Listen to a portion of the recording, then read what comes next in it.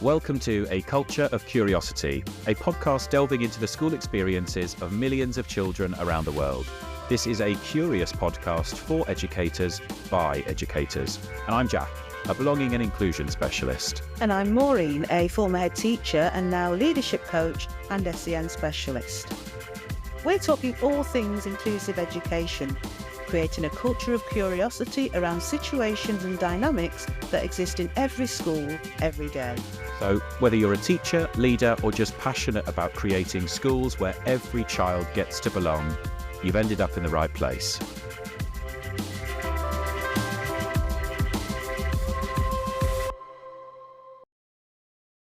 Well, it's official, Mo. We've made it to the end of season 1. Wow. How did that happen? This is absolutely amazing. I love that straight off the bat, though, we've gone really grand and decided that as a new podcast, we're going to have seasons. You know, like we're some sort of indie startup on Netflix. I love that. Well, this is it. And are we going to start talking about our crew that are the early adopters who've been there from our day ones, you know? I early remember the early adopters. seasons, you know? Well, I feel like we need to we need like a name. You know, like Taylor Swift has got Swifties. Yeah. I feel like we need a name. I feel like we need a name for the people that have somehow ended up listening to our ramblings on the internet. I don't know what it's going to be. We're going to have to think about that. Yeah. So I'm excited about this episode because I think it was, for those of you that maybe haven't heard this story from either Mo or I, the reason we decided to have seasons was because what we were worried about when we first had this bonkers idea to create a podcast was that we didn't want to make a podcast that was rubbish and not have any idea or any point of reference to reflect and realise that it was rubbish.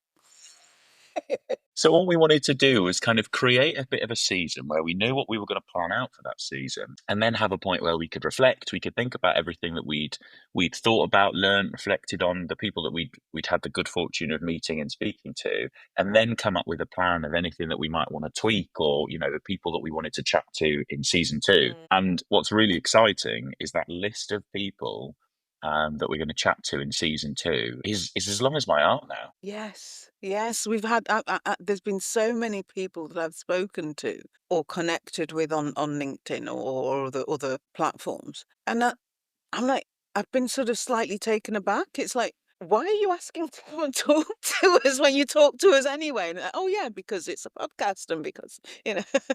Yeah. I'm waiting for the emails and the invites to start rolling in, you know, to sort of, you know, Cannes Film Festival, you know, the kind of big la-di-da to do stuff. Because now that we're influencers, that's what I've popped that on my LinkedIn, influencer. Fantastic.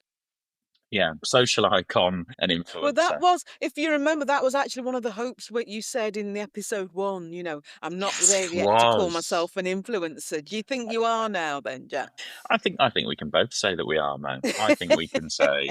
I've had some really lovely messages of people saying, you know, we've listened to the podcast and we had this idea, or we you know, do you remember? I can't remember what episode it was, but the school that I visited that had taken your idea around the thought tickle and turned it into something to sort of, you know, as a bit of an after lunch. 5. Yeah, what a beautiful thing. We have effectively influenced. Yes, yeah. And when we had that, when I had that idea and when we started doing it, the furthest thing from my mind was actually that we were giving an educator a resource.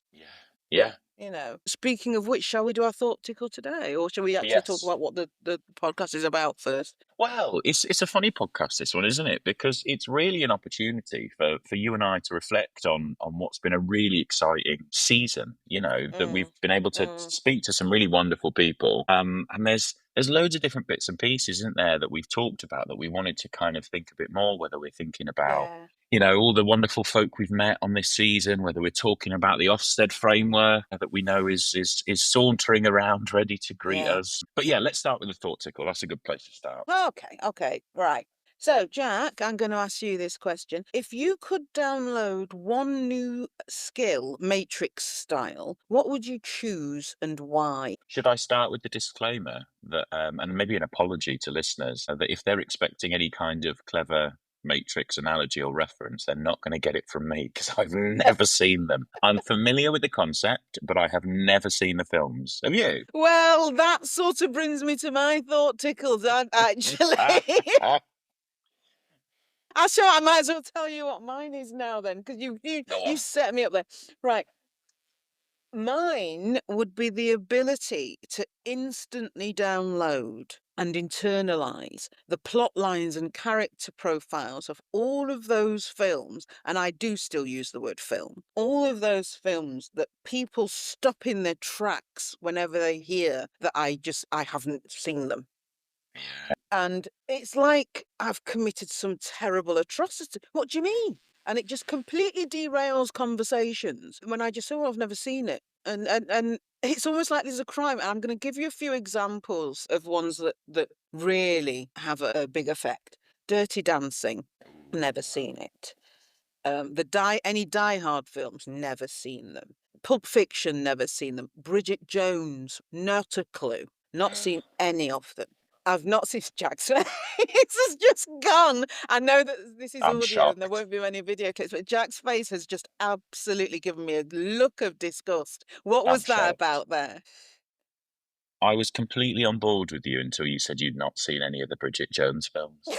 I mean, what are we teaching people in schools if not the importance of the Bridget Jones series of films? We have failed. We have failed as The educators. thing is, what happens is I miss the boat. If I don't get in, and I'm the same with television series as well. So there are so many. Breaking Bad, never seen it. Not seen a single episode. What's that other one? The other one that everyone keeps Killing Eve, no clue. Oh no, me. So and the thing is with me, if I don't get in on the ground floor, I've missed it. I'm never going back. I'm never going. It's never coming. I never. Sopranos, another one. Never seen them, and so I never get to actually join the merry-go-round if you're not there at the beginning. But the response that gets in some people just really appalled, like you, Jack, just then with Bridget Jones. And it's just that, right, the conversation was flowing. The conversation wasn't about films. You just made some popular reference to something. Ironically, Matrix, never seen it. But, I'm like, how is it that me not seeing it has completely derailed this really interesting conversation? And now we're all staring at Mo, wondering whether or not she's got a telly. See, but I think it's worse now, isn't it? Almost because 10, 15 years ago, if you didn't have it on DVD or you didn't have it on Blu-ray, for those of us old enough to remember Blu-ray, or Listen, even older, my conversation is VHS or Betamax, so go on.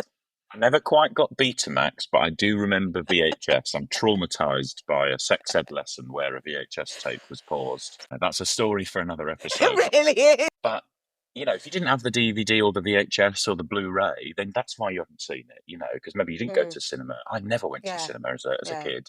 But now, because everything's so streamable and so easy, the kind of expectation is, especially after COVID, the expectation is almost that you've just watched everything because that's all there was to do. Yes. But I think people do forget that for those of us in education and other really, really vital roles, we maybe weren't sat at home watching Netflix from start to finish.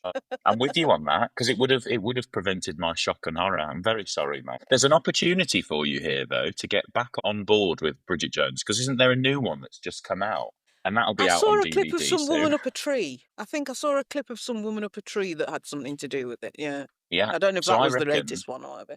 it is. Yeah, it's the fourth one. I've read the book. I sobbed at the book. So Lord knows what I'll be like at the film. I keep wanting to say DVD. I don't think you can buy DVDs anymore. But yeah, maybe what you could do in preparation to watch the fourth one is go back and watch 1, 2, and 3. Yeah. Well, when I see it, I'll tell you all about it. See, that's the other thing that happens. People start telling me the entire plot lines of it. I'm like, Yeah. you've lost me. You've lost me. And we definitely not got to watch it now because spoiler alert. Oh, goodness. That's a good one, Mo. I like that. I kind of think I would also want to download that skill. I think mine's a bit niche. Okay. So, for people that don't know, I'm a celiac. So, I can't eat gluten and wheat. And I love it when you tell people that you've got an allergy or you've got some kind of, medical condition whereby you can't eat certain things. Because their instant reaction is, what, not even just a little bit? And you go, I don't think you understand the concept of allergies. That's like asking somebody who carries around an EpiPen because they're allergic to peanuts if they could just have half of one.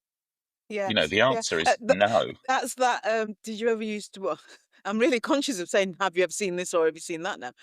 Royal Family. Anthony's girlfriend says she's a vegetarian. And the nana says, "Well, can you have wafer thin ham?" If I cut it thin enough, it stops being the carcass of a dead animal. Oh, I love it. I think my my Matrix style downloadable skill would probably be the ability to just um, eat wheat and gluten. To not be a celiac, purely for convenience. Because one of the Yes, things I'm going to start ranting now, I can feel it. One of the things that really drives me nuts when you're trying to eat, because we travel a lot for work, so I spend a lot of yes. time in hotels and restaurants trying to eat. It becomes really hard work. I mean, not only is it very Mm, expensive, I think if I could mm, buy, regular bread, regular pasta, all the bits and pieces, I'd be so much richer. yes. It's so expensive, but it's the hard work of it. You feel like you're being difficult because Mm, you can't eat it because you'll be phenomenally unwell, and the risk it mm, carries is mm, really high. mm. Oh, they give you everyone else gets a nice little menu, this really beautifully decorated thing, and they come out to you with Yes. some kind of lever arch file of risk assessment and a bit of paper that says, "Could you just sign your name to agree that if Can you you are absolve unwell." us from killing you? Yeah, it's just, and then you read in this kind of risk assessment and you go, oh God, I just wanted dinner. Mm, mm. And I do think when, now and again, if me and my lovely husband ever go on holiday and he's eating some sort of fabulous pizza and I'm thinking, I think the right thing for you to have done would have been to order something as sad as what I'm eating so we can just be sad together rather than him enjoying his holiday and enjoying the, local delicacies that are available. Come down and share my misery. Yeah, I keep seeing these videos of people on Instagram that say their love language is that one of them can't eat a certain thing because of an allergy. The other Yes. person eats the same so they can get like half and half and share. And then I look at my husband and think, I've got no chance. He looks at my food sometimes and I say, oh, what do you think? And he goes, it's very gluten free. What a So, loaded comment. yeah, I think I'll be eating gluten free on my own. Bless you. No, that would be. I mean, my daughter has significant allergies and she has an EpiPen and stuff like that. And you do end up feeling like you're being just difficult. Yeah, you feel responsible for everybody else and Yes. their ability to enjoy their meal. Yes. Yes. And her allergies are, one of them is fairly unusual, which is citrus, but the other one is extremely unusual, which is grapes. Right. And That is quite unusual. it's grapes that send her into anaphylaxis. The citrus just makes her very itchy and she has to take a lot of antihistamines, but the grapes is what gives her the anaphylaxis. But she only discovered she had it when she was 21. Yeah, see, I didn't get a diagnosis till I was about 23. Yeah, yeah. It's But funny, isn't it? she was eating grapes and doing and she hadn't had any for a while, and then thought, oh, I fancy some grapes. And then the next minute, I'm getting a call because she was at university at the time. I don't want to worry you, but I'm in an ambulance. Because nobody worries at that sentence, do they? But no. All right, okay. I just put the phone down and carried on. But it's just that thing of having to say to people, because it just sounds silly. I'm allergic to grape, but what do you mean? No one's allergic to grape. Yeah, I am. Yes, she Yeah. is, I should say. So I do recognise for you, it must be, because it must be so universal as well, things with gluten in, because Oh, it's in it's everything. gluten. Yeah. Yeah, it's the silly little things that you have to check. Like there are some, for anybody that knows me well, they'll know that the way to my heart is with a bag of sweets. I'm quite a cheap date in that respect, bag of sweets.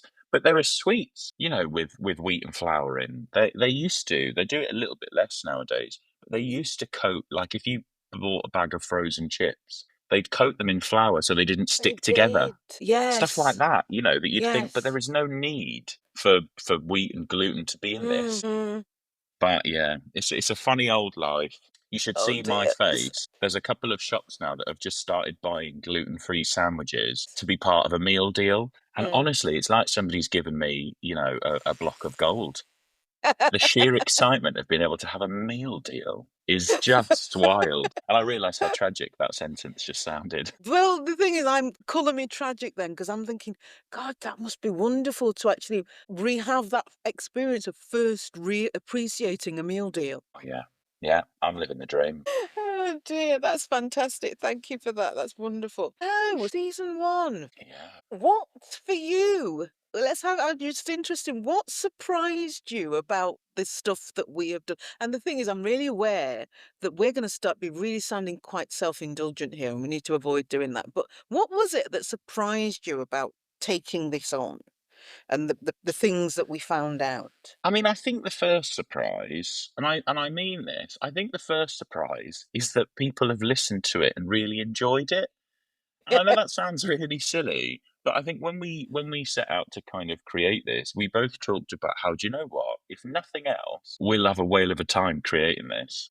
Yeah, And we yeah, have had such a good time. We've met some incredible absolutely. people, talked about some incredible things. We've learned a lot, and I think that's really incredible. But we've had so many messages, and we watched our viewer stats sort of go up and up and up.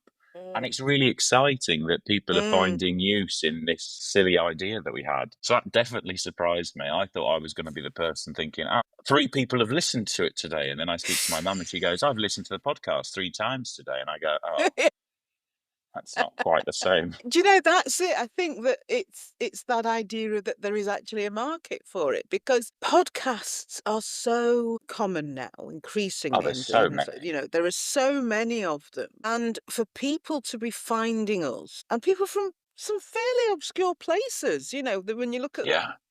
what the data says about where people are coming listening to us from, we've literally got people all over the world listening to our rambling nonsense, you know, and I think that Yeah.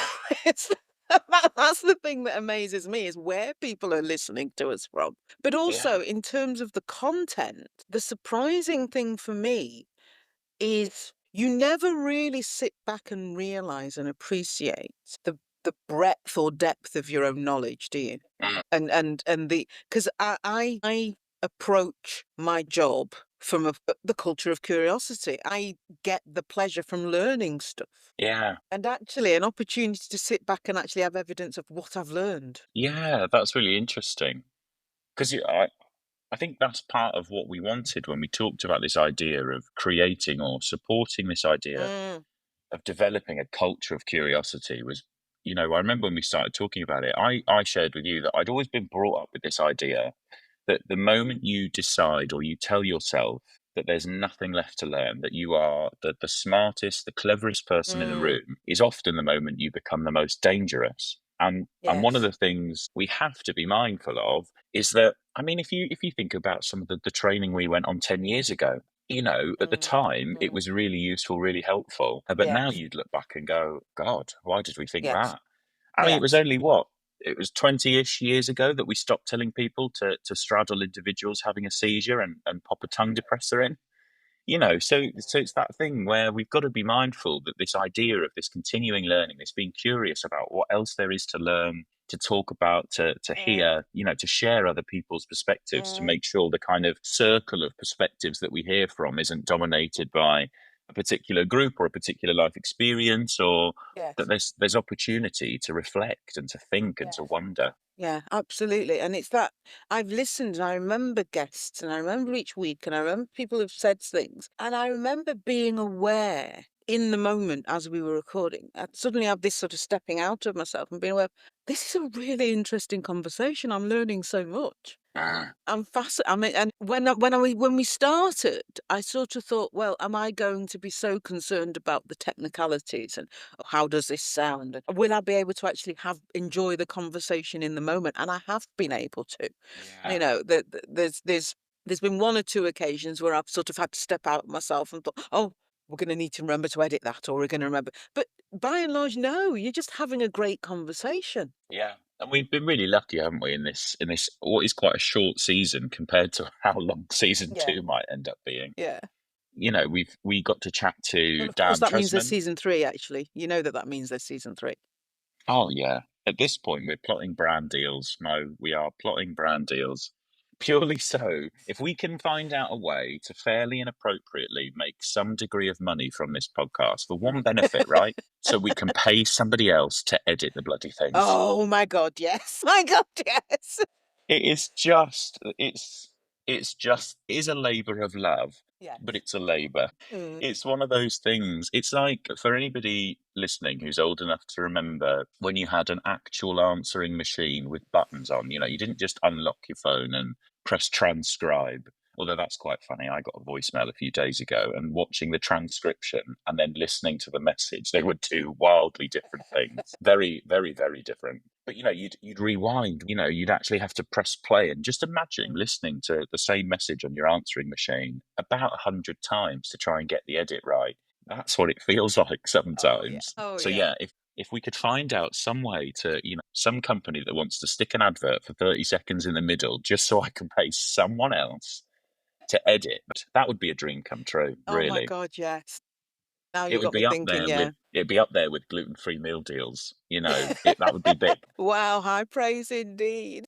Oh yeah. But we've had some incredible guests, haven't we? We got to speak to Dan Tresman, who's the CEO Mm, of Light Years Education.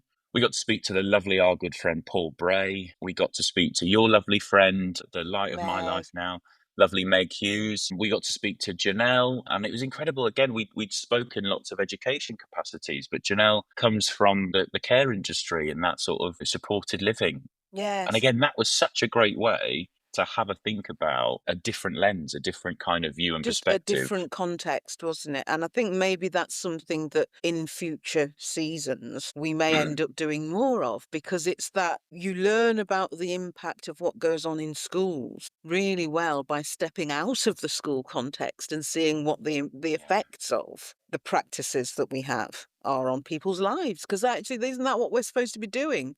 Getting people ready for the rest of their lives. So the Yeah. idea of stepping out of that school environment and actually seeing, well, what was the impact of education on where you are now and what this situation is now? There's a really interesting point of intersectionality there, though, isn't there? I mean, I do some work with quite a large national organisation, and they're a really wonderful organisation. They have both education provision and they have residential care. And one of the things that bothered me a little bit right at the start, and I've worked with them for a few years now, was that even though they were part of the same organisation, those providers didn't speak to each other. I mean, so much so that I did a visit to one of their schools, and their residential care facility was on site. But there was no conversation between the two as to how do we support little Jack Wow. here? How do we support little Yeah. Jack after school? Yeah.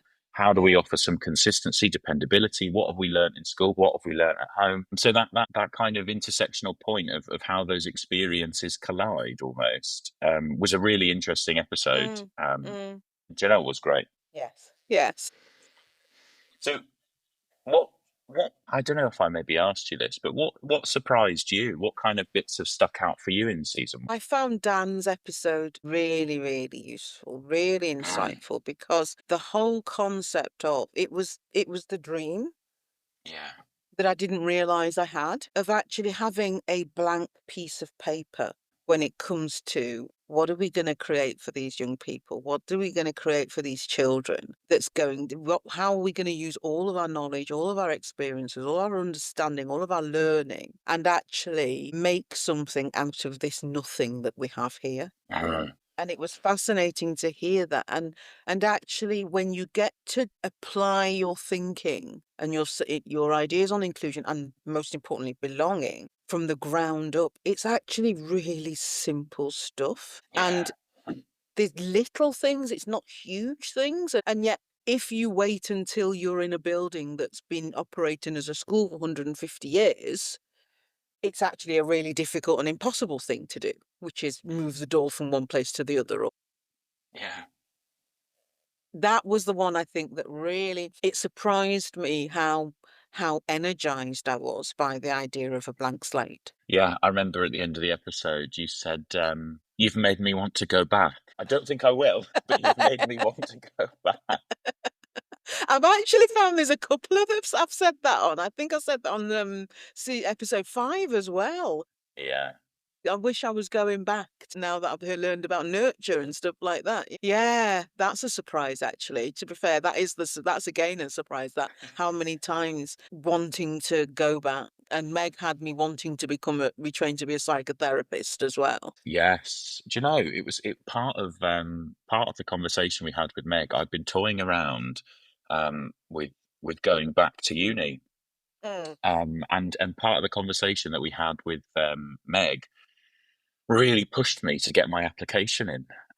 It mm, was such an interesting conversation, and I think it was interesting for me I'm not very good at not making it obvious when I work with people that part of the big why or the big driver for me and what I do is I've kind of sat on both sides of the fence. I've lived it and Yeah. worked it, but I kind of Yes. endured it as a child and a young person Yes. too. So the episode where we talked to Meg a lot about the kind of weight and influence of shame and shame-based systems and the way in which shame manifests in some education experiences was a really heavy one for me. It took me quite a Mm, bit of time to think through mm, and process because I was very mindful of my sort of professional hat and the experiences that I'd offered. yeah. And then the weight of the experiences that I was still carrying, years and years and years later. So Mm. it was such an interesting episode. Very, very powerful one. Very, very Mm, powerful one. yeah. And so yeah, it's hard to actually pick out specific moments and specific incidences, but it was when Meg, for me in that episode, just really simply stated, guilt is when you're doing something wrongly and shame is when you Mm, feel wrong. And it was just such one powerful sentence. yeah. That's now become my description. Do you know what I mean? And Yeah. obviously I'm gonna credit her for doing it. I'm crediting it for doing it right now. But yeah, it's like that. You've just found the ability in one sentence to sum up something I've been scrambling around with for Yeah. years to articulate. And that's what's so exciting about this is what I've loved about this podcast. And it was everything. I remember when we sat in that weird hotel in Stockport having a coffee, talking about this ridiculous idea to create a podcast. But that's exactly what we both wanted. What we wanted Yes. was to be able to offer an opportunity to just keep chatting, to just wonder, to just be curious, and to hopefully, help people do the same along the way. And Mm. I really think, at risk of blowing our own trumpet, I feel like we've done that. Jack, this entire episode is clearly us blowing our own It really trumpet. is, isn't it? Well done, us. We're fantastic.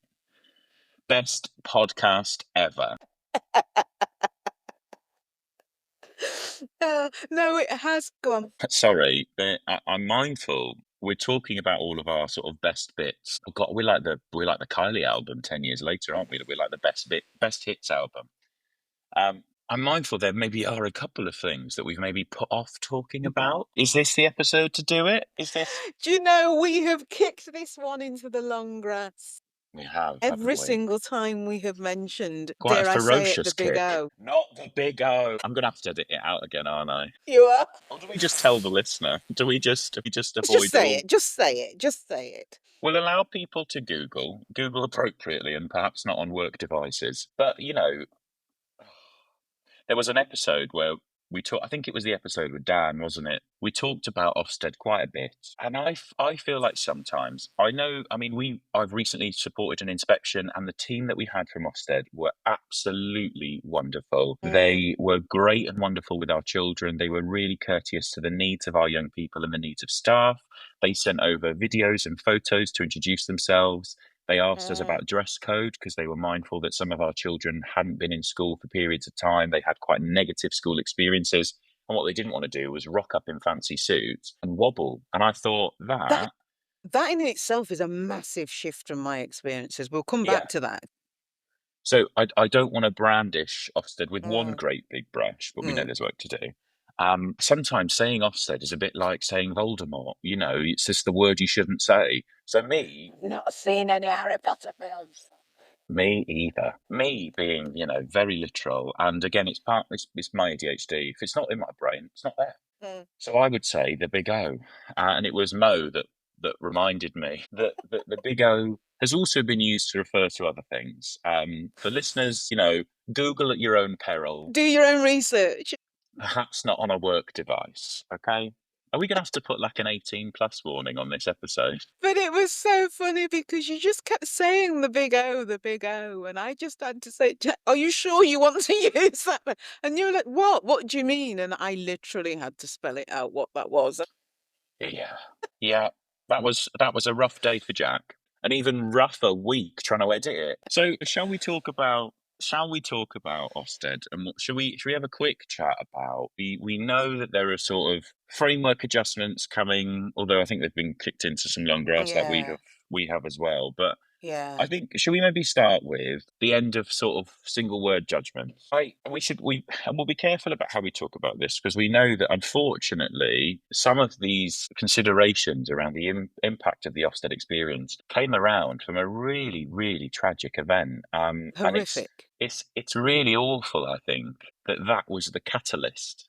It was, But yes, basically it was almost as it was, had to have a horrible end game before yeah. people started actually considering how could it be? Yeah, and that's really tough. And I think it's one of those kind of situations where what we've all been hoping for in the light of such a horrific incident and such a horrific event is that these shifts, these changes would be meaningful, and that what we didn't Yes. get was a sort of repackage of the Fudging same around the thing. edges, yes. Yeah, a sort of shift in the wrapping paper, but what Mm, was in the box was still the mm. same. I think that the end of single word judgments as a concept is a fine one. I think that the individuals who, it's always been a thing, hasn't it, that the minute you got a good or an outstanding, you would print it on every piece of material you could. You'd have it in written in the sky.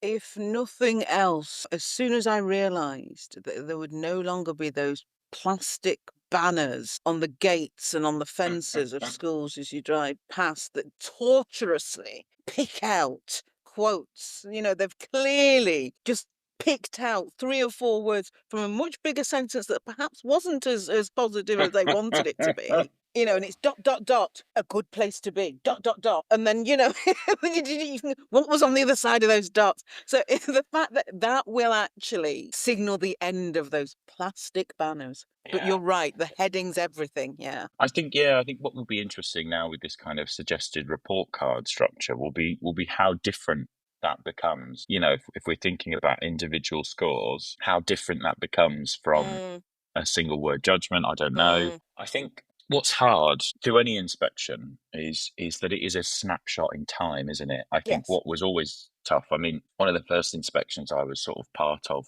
we'd done a huge amount of work in this SEM provision. And one of the things that we found really hard during a lot of our sort of meetings with inspectors was they were really great and polite with us. And we talked to them about the journey that we were on and where we were Mm, going, mm, and where we were mm, at in this implementation plan. And what they had mm, to keep bringing us back to was, but we've got to look at where you are now, yes. what we can see today, not what we would see in 6 weeks' time when you're at the end of Mm, that, implementation of a new phonics scheme, mm, but where you are now. And mm, that's hard. yes. So there will always be frustration around what that report could have been in lots of ways. But I do Mm, think the end of that one word judgment will help that. yes. Yes, yes. And I think we moved beyond it, but there was a horrible period of time in Ofsted's history where, and it was also coincidentally correlated with the rise of the superhead, where that one charismatic person, often in a really, really shiny suit and stinking of aftershave, but that's not me. All other manifestations were there as well. And they'd have a narrative and they'd do a performance and they'd out this performance for inspectors and actually in the drive to, and quite rightly, move away from constantly being in classrooms and the pressure being on teachers and the observation and the grilling and so, but it went too far the other way, and then you were just getting these superheads who were able to weave this narrative about their school that simply didn't exist Uh, on the ground. It could exist for the 1 or 2 days of inspection, but every day the diet that was being fed the children and staff on a daily basis was completely different.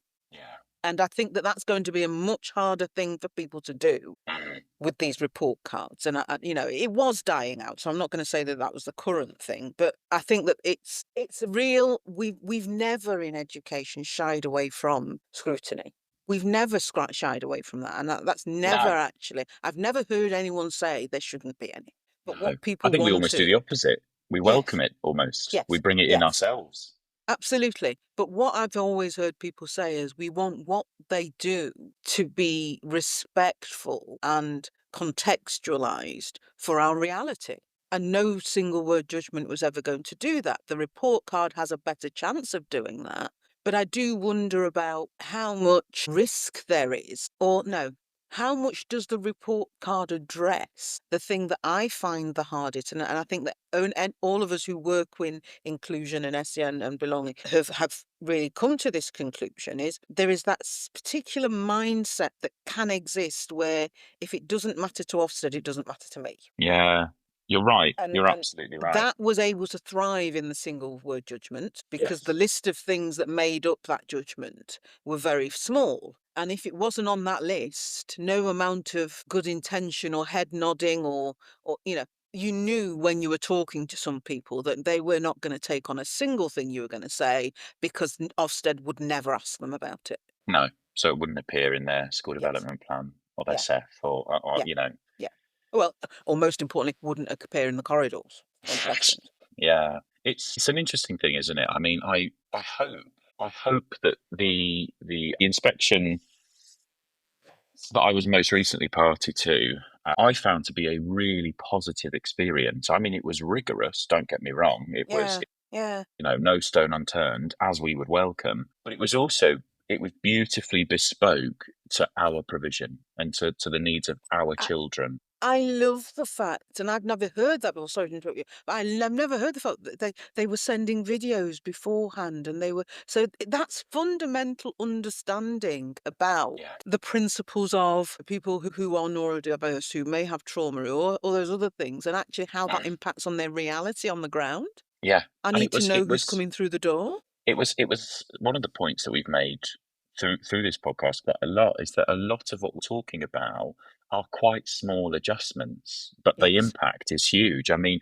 the Yes. inspection started at 10:30, and that suggestion was made by the lead inspector. So all of our children could come in, settle, have taken part in their usual start of day routine, had an assembly to be reminded of who was Yes. joining us later in the morning, Yeah. and remind them of the photos, which I thought was beautiful, That's absolutely beautiful. incredible. The fact that the inspection team were curious about how best to dress so that they wouldn't have any negative impact or influence on the children in their day to day. There was a wobbly moment, quite a low level wobbly moment, and one of the staff felt the need, as we've had before, to say, "Oh, I'm really sorry about that." And the lead inspector said, "Don't you dare apologise. Go look after that little person, and you let me know when you're ready to carry on." Oh, And I thought, wonderful.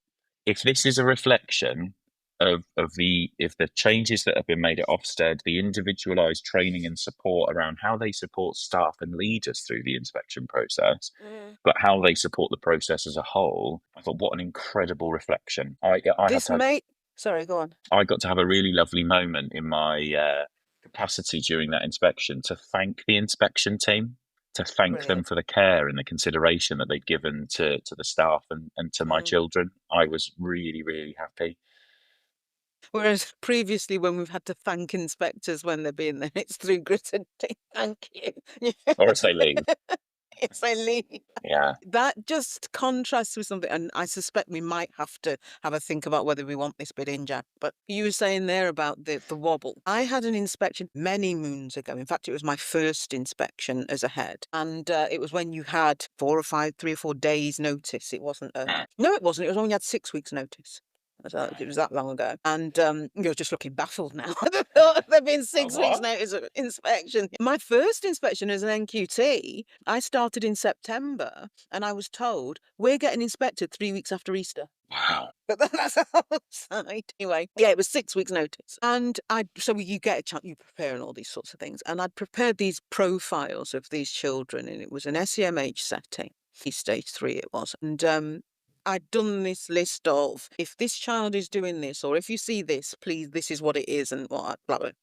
And there was one little dot that I put, please do not stand behind this young person. And you don't need to know anymore, just don't do it. And I'd given this to the inspector in advance, and they turned up and blah, blah, blah, and walked into the classroom where this same, and I'd actually attached a photograph because I thought, you need to see this person, don't stand behind them. Went right up where they were sitting. So they were sitting, and this is an adult standing behind them, leaned over their shoulder and said, and what are you doing? Looking at the work. And this young person reared up and back and headbutted right between the eyes this person who was looming over them. Yeah. and some very choice words. Who's that? Who's he think he is, sort of thing. And I ushered him out the way, and I sort of patched up the inspector as they filmed, and they turned round and said, "Well, you don't need to worry. I don't think I'm going to mark that negatively." Wow. My response was, if you mark that negatively, you're the wrong person to be here. Well, the only place to mark that negatively is in some sort of individual reflection about one's own performance Yes. in their context as an inspector. Now, I don't know whether we'll be able to keep that one, what you think, but just the contrast Yeah, between your story about how they were tripping over themselves. no, I think you're right. I think we should keep it. I think Mm. it's, and we know that there are lots of wonderful people. I know lots of incredible, beautiful, beautiful souls that work at Ofsted, in lots of reasons for the same reason we do what we do, because we want to be Yes, part of the yes, change. We yes, want to yes, influence that. absolutely. But I think, This was very, very, this is over 20 years ago. yeah, but I think we've seen some progression. But I was chair of governors for a school, which meant my inspection capacity was a little bit different. And we had one of the national leaders for SEN inspections, who was our HMI, and one of our little men had Down syndrome, and he was just such an inquisitive little man. He just wanted to connect. He just wanted to know. And this was, I believe they still wear them, the little ID badges where they've got the hologram of the crown on. So little man approached the HMI, pointed at his badge, pointing at the crown, and said, "You work for the Queen." He was just inquisitive, and the inspector sort of shuddered back and sort of shuddered in sort of fear and awkwardness. And I thought, absolutely not. Absolutely not. I ushered him outside and I said, "I mean this with the greatest respect in the world. But if you continue to shudder at my children and make them feel uncomfortable in their own school, we're going to have a real problem." I said, "This Good is for this you. is their school. You Good for are you. you are a visitor in their classroom. Your job is to see what's going on and not to disturb them. You're lucky that I don't believe he picked up on your shudder, but I did." But it really bothered me. The Yeah. head teacher of this school is looking at me going, "Oh God, he's arguing with the HMI. It's day." How was that received? I'm interested. How was that received by the HMI? He was a little bit frosty at the time, but at the Yes. end of final feedback, he came up to me and shook my hand and said, "Thank you for having the children's back. I'm sorry, I shouldn't have behaved that way, and I'm Yes. glad that you were there to call me out for it, and the way that you called Wow. me out was appropriate." Brilliant. Good for him. Good for him. And I thought that was a big moment. I Absolutely. went home that evening going, "Oh God, I've just ruined the inspection. But that's it. We're going to be thrown into our eye because I couldn't keep my mouth shut." And then I thought, I'm going to start writing an appeal letter just in case. But to be fair to him, he was great. I thought it was completely out of order. Mm. I had a real issue with the idea. Now I'm really confident that that little man was oblivious to it. Yes. Yes. Because I kind of intervened and said, "You're absolutely right. He does work for the Queen. Can you see that crown?" Mhm.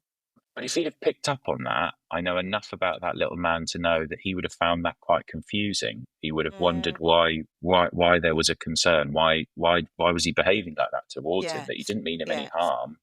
No. And if that had have happened, the only person responsible for that, with the knowledge that this was a national leader of SEN inspections in an SEN school Mm. with quite complex needs, quite a variety of complex needs, Mm. Mm. yeah, maybe I should have wound my It's neck in. lesson one, isn't it, when you're working with young people with special needs? Well, it's lesson one when when you're working with any young person, but particularly when you're claiming to be an SEN specialist. Is rule number one is your face needs to have the ability to.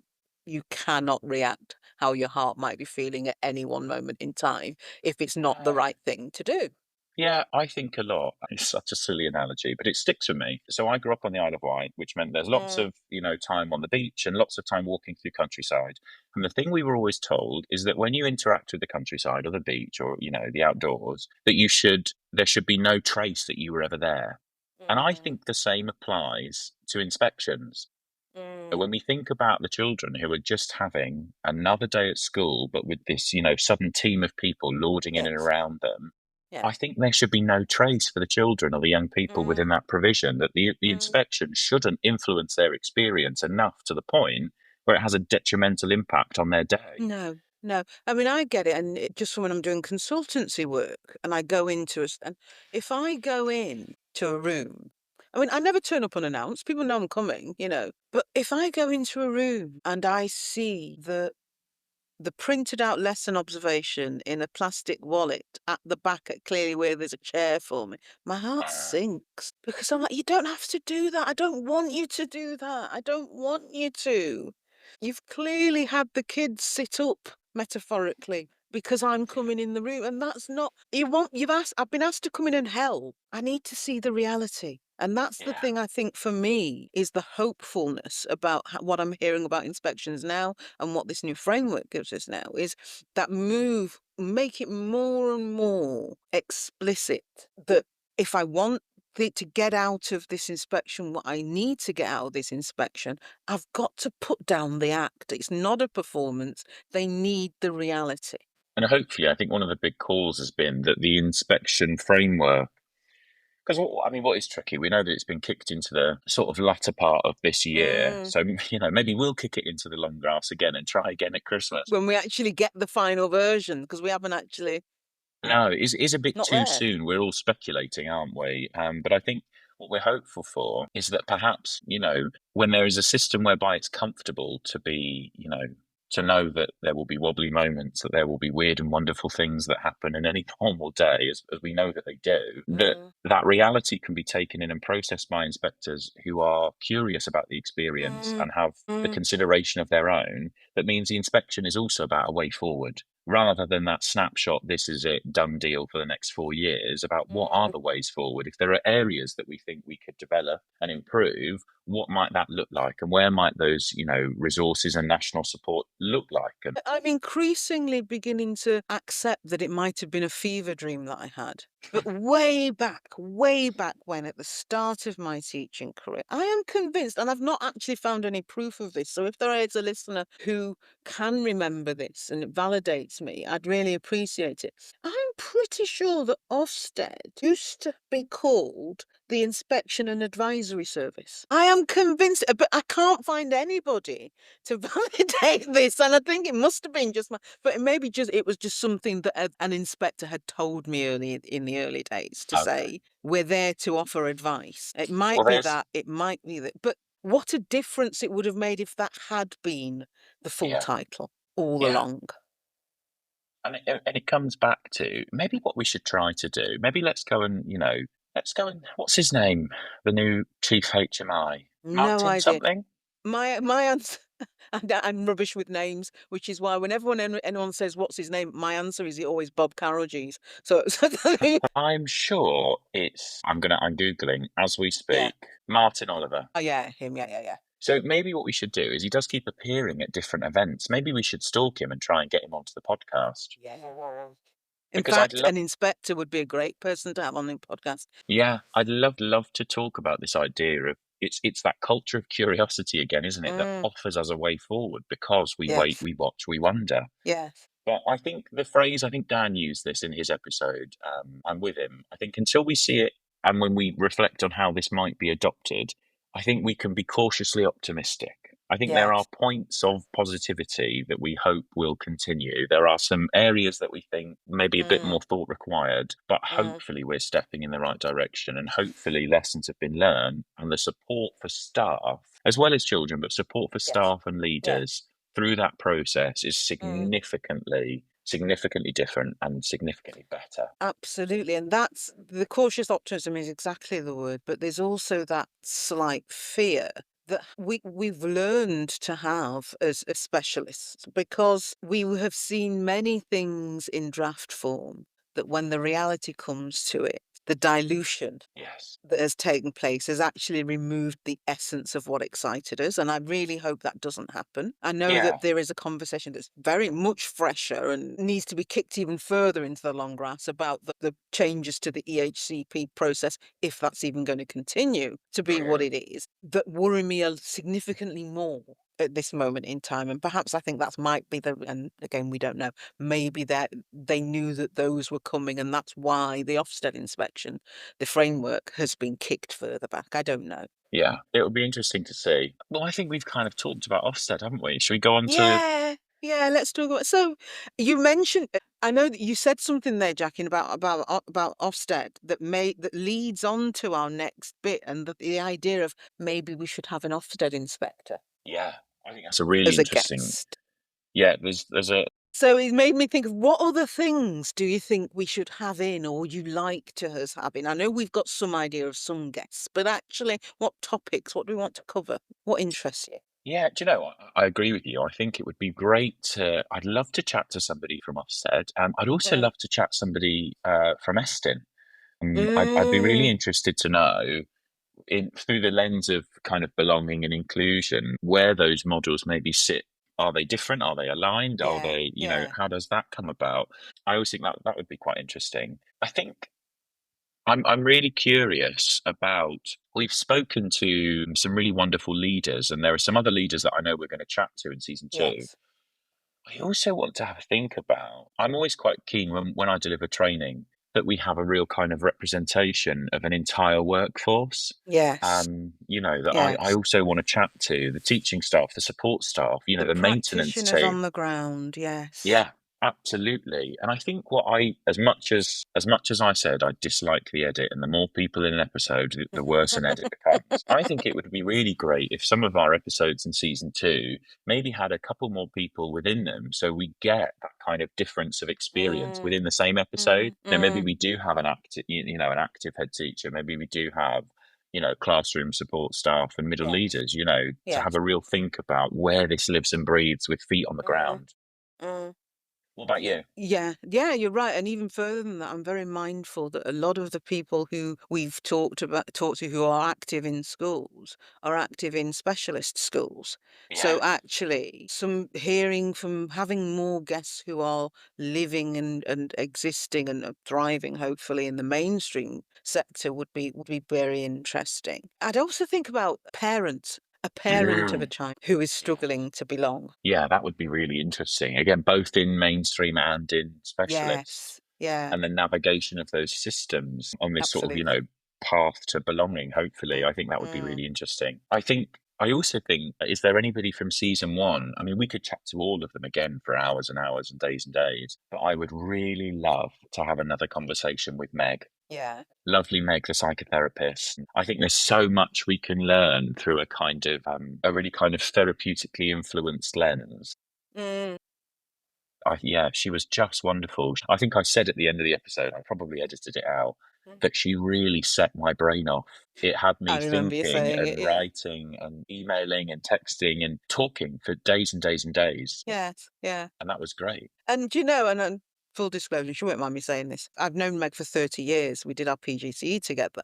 It was a Mm. bit that didn't make the cut, but talking about that. And when I asked her to be on the podcast, she genuinely was baffled about why would you want to speak? What have I got? She just didn't. And I Gosh. wish you could work out how brilliant you were. I really Yeah. wish, I am one of her biggest cheerleaders. She's absolutely wonderful. Well, I'm right there with you with the pom poms. I'm Mm. there.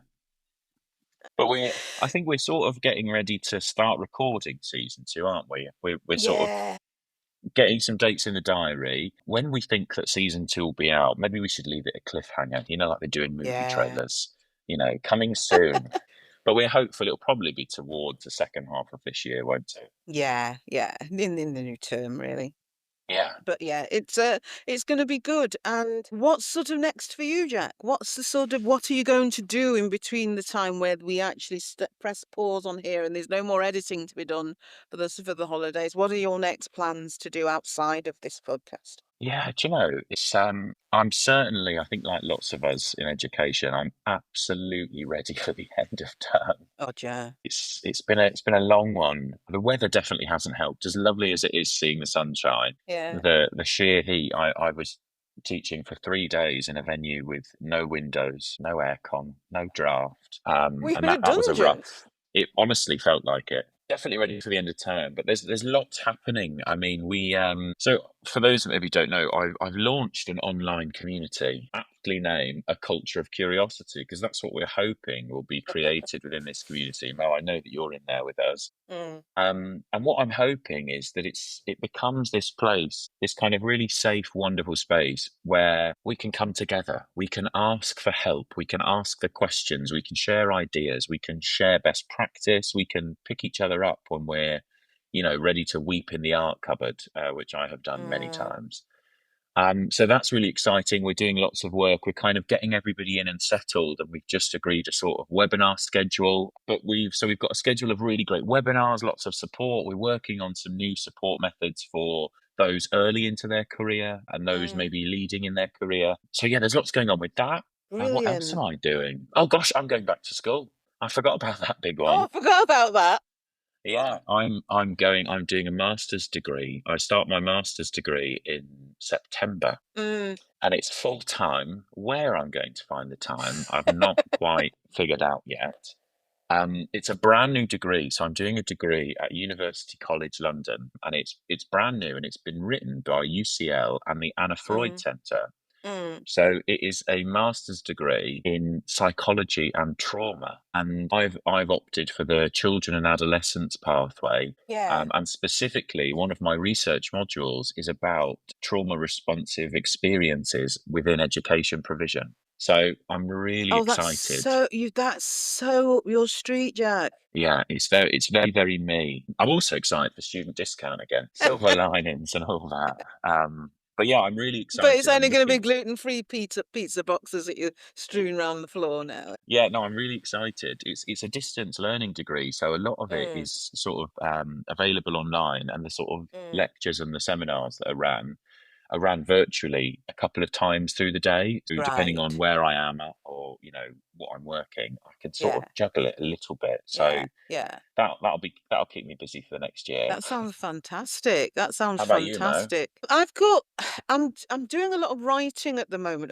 I've suddenly got into the idea of courses and delivering courses and long-term ones, not just the odd training thing. So I'm writing a CPD program that I'm hoping to pitch to some trusts called Leading with Impact, because I'm not going to hopefully upset too many people with this. The MPQ suite of qualifications that exists for middle and senior leaders is wonderful, and it's a breakthrough. And I did my MPQH so long ago. It was before any of it became a suite. It was just the MPQ that was available. But I wonder how much of that is actually specifically targeted for people's realities on the ground. I think, have they become too one size fits all? I don't know. But anyway, what I find is with a lot of people that I talk to in leadership is about succession planning. And it's actually they'll say, well, the people who are on my senior leadership team now, we're all sort of coming to in office and we're all going to come to the end of our careers at almost the same time. Yeah, Whereas it's almost like this school where there's this next tranche. And so the Leading with Impact program is going to be coaching and CPD and some face-to-face stuff, or maybe online as well. Not necessarily for those people that are already senior leaders, but for those people where you can see the green shoots of leadership are starting. yeah, And absolutely. actually about that group coaching, that group dynamic, that little cohort that can actually start to learn those skills together. Yeah, I think that sounds incredible. I think you're Mm. right. There is a generational thing, isn't there, where we do see Mm. lots of very established, wonderful leaders that Yes. are probably likely to exit the Yeah. sector at the same Yeah. time. But giving people that pathway and support and Yes. nurture, Yes. because And it it's can be a not really big saying jump. it's a year's program, so it Mm. isn't, I've tried to make it not, as onerous as, and it's coaching based and it's reflection based and it's this, Yeah, it's that and the other. It's not write a load and more of essays and write a load of this and I found it very difficult to do my coaching qualification whilst I was a head teacher, because it was like going back to university and doing all these yeah, really theoretical research projects that I just simply didn't have the capacity to do. So I really struggled with it. So I don't want mm, it to be something like that. I want it just to be based in the lived experience that you have on the ground in your school, and yeah, how are you actually going to apply your learning on the ground. and then reflect on the impact of doing those things. So that's one of the things that I'm doing. And I'm also trying to do some stuff with around recruitment, around equalities and anti-racist approaches to recruitment, and fully recognizing the reality of, if I want my leadership to be if I want my school cohort, not just leadership, to be representative of the pupils that we serve, am I really doing all I can to make that happen? Or am I just saying I want inclusive practice, but actually I haven't got the first clue about what I am doing to either encourage or discourage real diverse applications? That's an area that I'm sort of toying with what I can do around that as well. Yeah, that's so important, isn't it? I think, I think we're at a tricky point in the world, aren't we, where there are lots of conversations, lots of very loud negative conversations around equality, diversity, and inclusion. And this idea, this nonsense idea that efforts around EDI are about giving people jobs so we've got active representation, and that Yeah. that means people get the jobs when they shouldn't. All this waffle of crap. Yes. But we've got to be able to have the conversation, don't we, of Mm, what are the barriers that, whether inadvertently or not, we have created that yeah. means that there are obstacles in the way for wonderful people. And that's just not good enough to say, No. I don't know. No. No, it's really simple things like the fact that application forms presume that everybody's qualifications are based on the British education system. Yeah. And anyone whose qualifications aren't based on the British education system, it's a safeguarding matter. How is that because that's a gap and that doesn't make sense. So it goes into the category of safeguarding. Yeah. So instantly there are kind of flags attributed Yes. for nonsense reasons. Yes. So I don't want to go into it now because I suspect that's probably a whole other podcast, but that's really something that I'm working with as well now. And I'm working Yeah. with a couple of schools who are very willing, ready, willing, and able to actually reflect honestly with me on that. So Yeah. I'm probably in season 2 going to have some stuff that comes out of that. Yeah. Stunning. Definitely a podcast episode there. There is also then the question of, what about our listener? What if they've got ideas for what we want to hear? And because actually we've had, both of us, and we've said it during this record, had people come to us and talk about the podcast and say they're enjoying it. But in real time, and maybe because, first season we were expecting three men and a dog to be the ones listening to us. And it's probably your dog, Jack. Yeah. Hey, I've got 3. That would have boosted us up to 6. But we never really thought about this though, and I think it's time now to actually open the doors and Yeah. let people know how they can talk to us and how they can contact us during season 2. Yeah, we're joining the 21st century, aren't we, Mo? we have, and dun dun dun. Your level of excitement is how I feel about gluten-free meal deals. We've seen it in the live. So, if listener, you do want to comment on either anything that we did in season 1, ideas for season 2, if you're interested in coming on and chatting with us, our email address is this: curiouspodchat@gmail. Yeah.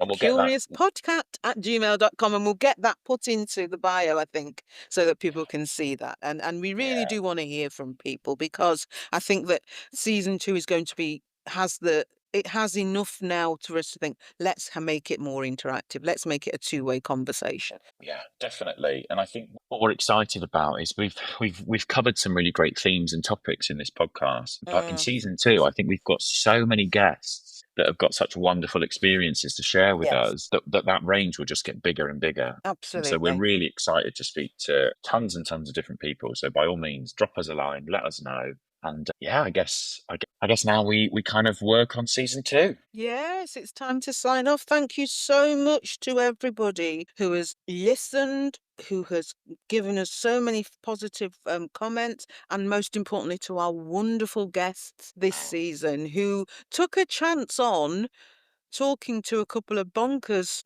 people who were going to basically said, come on, just have a bit of a chat, and we don't really know what we're doing, but we really want you to be part of it. So thank you to everyone who was a guest on season 1, and we will be in touch with you to come back again, no doubt. And I've got to say, Mo, thank you thank you for coming into my life, but thank you for boarding this kind of bonkers idea that we chatted over coffee in a weird hotel in Stockport. Yes. Yeah. And I All think the we've made hotels are something available really in Stockport. It lovely. keeps saying, hang on, you keep saying weird hotel in Stockport. It just got visions of this. Yeah, It was a pretty weird hotel. it was a pretty weird. We won't name and shame it, but it was No. pretty odd. Pretty odd. For those of us that think, that our careers are glamorous, that weird hotel is evidence of the contrary. Well, that's it. I guess we say bye and see you in Yes. season 2. See you in season 2, everyone. Bye bye.